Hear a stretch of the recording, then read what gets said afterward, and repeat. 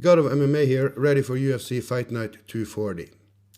This is the last event before the infamous or famous UFC 300, which has a lot of good fights, but not really the best main event for a 300 show. Like almost all events happening at the Apex, this is not a shit show. A lot of bad fighters with 6-7 fights each, and really not looking forward to it, but I found a couple of good picks for you. Talking about shit or the Apex, same difference. Before, the fighters had a really hard time getting tickets for their family and friends when they fought at the Apex. Now, UFC's ridiculous solution to this is to give the fighters 4 tickets each, which they can use for family and friends, but you can only use them for that specific fight. So when their fight is done, they gotta leave. Yeah, solution. Okay. Anyway, back to the picks. I got 3 picks for you for tonight. My first pick is Morono to submit McGee at plus 500. I have a whole unit on that one. McGee hasn't finished anyone in his last 20 fights. He's 2-7 in the last 9. He got knocked out in both of his last fights, so yeah, he's really on a decline.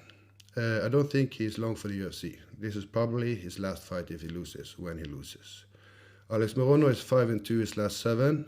He submitted Tim Means in his second to last fight, and that's not too easy to do.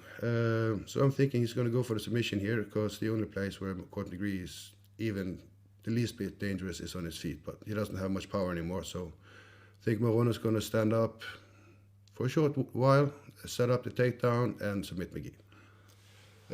My second bet is Brandon Allen to submit Chris Curtis at plus 170. I have another unit on that. Allen is 6-0 with 5 W's coming via submission since he fought Curtis last. He lost via KO to Curtis, but he was stupid enough to stand up with him most of the fight. He's not going to do that this time. Curtis is 4-2-1 after knocking out Allen in December of 21. Curtis only has 2 finishes his last 7 fights. He's 36 years old and Allen is only 28, so Curtis is getting up there. I think Allen has improved enough since he fought Curtis the first time, and he learned enough in that fight that he won't stand up with him that much, go more for the takedown or the back and get his choke in. I think that's going to happen. Brandon is going to get his revenge with probably a guillotine or real naked choke. My third bet is Bahamondes to finish Giagos at minus 120. I have 3 units. It's a big bet.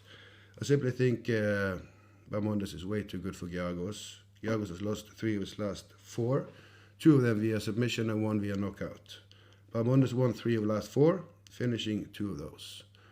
So yeah, the upside for Bahamondes, considering finishing, he's just a lot more dangerous than Giagos, and Giagos is definitely on a decline.